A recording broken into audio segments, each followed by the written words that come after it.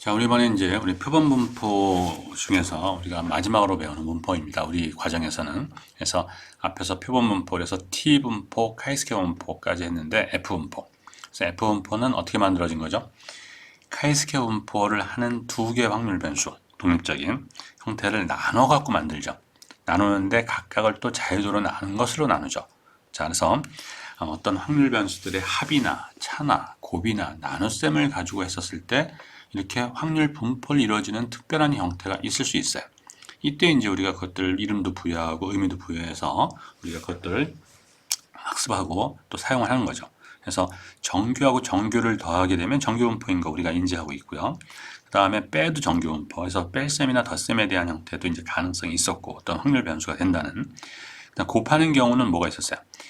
표준 정규 확률 변수의 제곱, 각각 두 개의 것을 곱한 케이스죠. 그랬더니 어떻게 돼요? 카이스케 분포라고 하는 형태의 새로운 분포 이름이 부여됐고, 그 다음에 카이스케 분포 만들어졌어요. 현재까지. 그러면 카이스케 분포 두 개가 있었을 때 독립적인 그 두 개를 나눠서 만들어지는 나눗셈 개념도 해보니까 됐는데 그걸 F 분포라고 명명을 하게 된 겁니다. 그래서 F 분포에 대한 얘기를 이제 같이 해볼게요. 자, 그래서 F 분포는 우리 그냥 간단하게 그래프를 지지플라토를 이용해서 이제 보는 걸로 하겠습니다. 그냥. 그래서 여기서부터 이제 보면, 그래서 자유도가 좀 5짜리, 10짜리, 10짜리, 30짜리, 50짜리, 50짜리, 100짜리, 100짜리에서 4개의 그래프를 여기서 같이 이제 하는 거야. 그래서 뭐 간단하게 이렇게 그릴 수도 있다니 지지플라토를 가지고도. 그래서 한번 보시면 이런 정도까지 해서 보면 자 이렇게 돼요. 자, 오케이. 그래서 일단 파란 거가 자유도 5짜리, 10짜리입니다. 그 다음에 빨간 것이 10하고 20짜리고요. 그렇죠? 그 다음에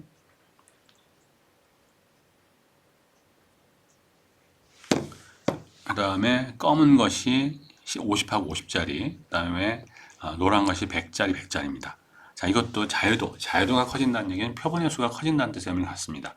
그래서 표본의 수가 커져가면 그때에 따라서 이것도 비대칭 형태의 분포였던 것이 점점 대칭화되는 형태로 보이는 걸 우리가 볼 수 있어요. 나타내고 있는 거를. 자, 그래서 F 분포도 그런 특성이 있다는 얘기고요. 그래서 경고 메시지가 하나 잘 나왔는데 여기 뭐라고 되어 있냐면 이렇게 경고 메시지 정도는 워닝인데 이거는 에러까지는 아니지만 좀 뭔가 약간은 좀 정상적이지 않다 이런 얘기를 하는 건데 여기 뭐라고 되어 있냐면 이런 말이 있어요. 지지플라토 3.4.0에서부터는 여기서처럼 뭐라고 되어 있냐면 라이니스를 좀 써달라. 이게 뭐냐면 사이즈 아까 카이스케 분포 할 때 잠깐 얘기 있었는데 여기서 보면 어디쯤에 있나요? 사이즈란 부분이 아마도 여기서 있을 수 있겠네요. 오케이.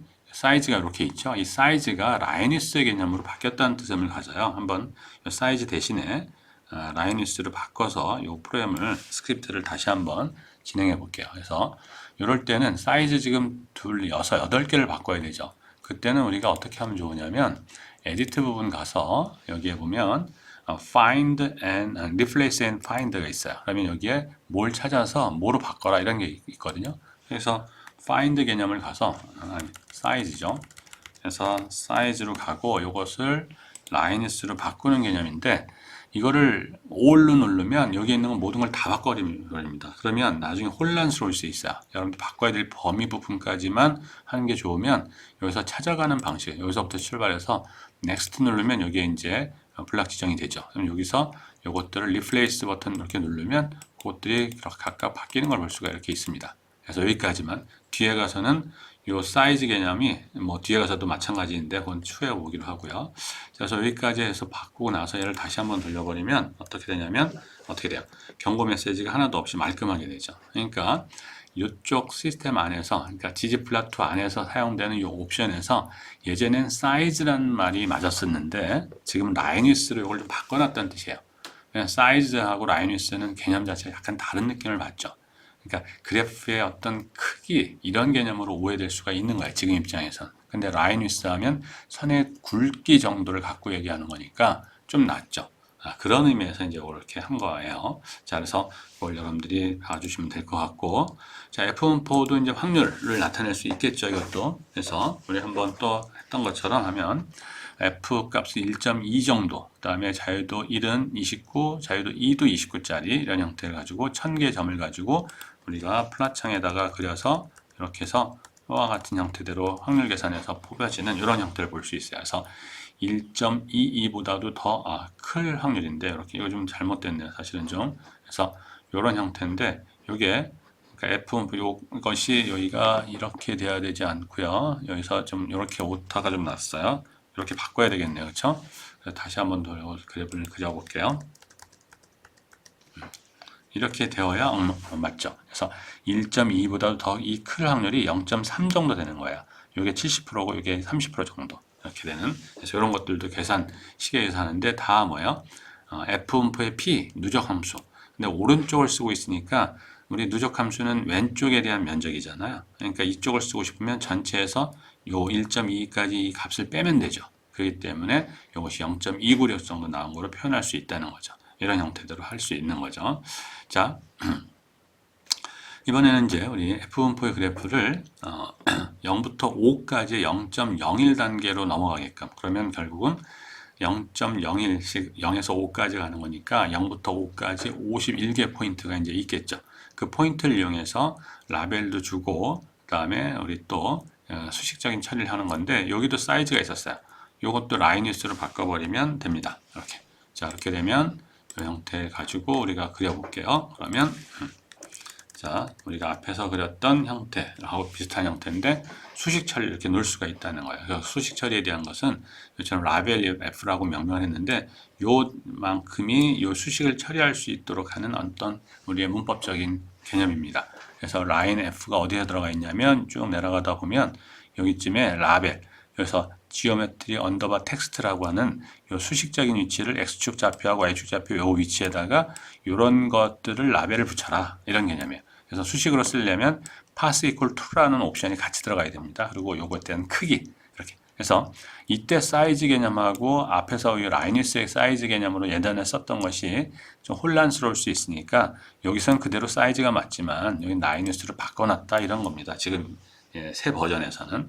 그래서 수식적인 형태도 할 수 있고 이런 형태로 다 표현이 가능하죠. 그래서 우리가 이렇게까지 해서 정규 분포도 우리가 그래프를 봤었고요. T분포도 봤고 카이스케어 분포도 봤고 F분포까지 이렇게 잘 봤어요. 그래서 여러분들의 경우는 이제 확률 분포 얘기가 나오면 이 아래서 제공되는 분포는 다 분포명에 D나 P나 Q나 R을 붙어서 필요한 형태의 함수값을 다 찾을 수가 있고 함수값을 찾을 수 있다는 얘기는 좌표를 찍을 수 있다는 얘기가 되는 거고 그러면 그거에 맞게끔 우리가 그래프를 점들을 잡아서 연결시키거나 연결시킨 되는 부분을 폴리건 개념으로 다각형으로 생각해서 묶어놓은 다음에 색칠하게 한다든지 이런 식으로 해서 구별해서 이 영역들을 표현할 수가 있겠죠. 그래서 이런 식으로 여러분들이 그래프를 그려볼 수 있지 않을까 해서 뭐 지금이야 여러분들이 이 스크립트도 상당히 길고 하나하나 이걸 다 따진다는 것 자체는 좀 무리예요. 그래서 지금은 이거를 여러분들 시간이 있으면 한 줄 한 줄 이렇게 분석해 가면서 이거를 한번 구동을 해보면 이해가 좀 될 텐데 그렇지 않다면 그냥 전체를 한번 다 구동을 해서 이런 형태의 그래프를 그릴 수도 있구나 정도까지만이라도 되면 저는 된다고 생각합니다. 지금 입장에선.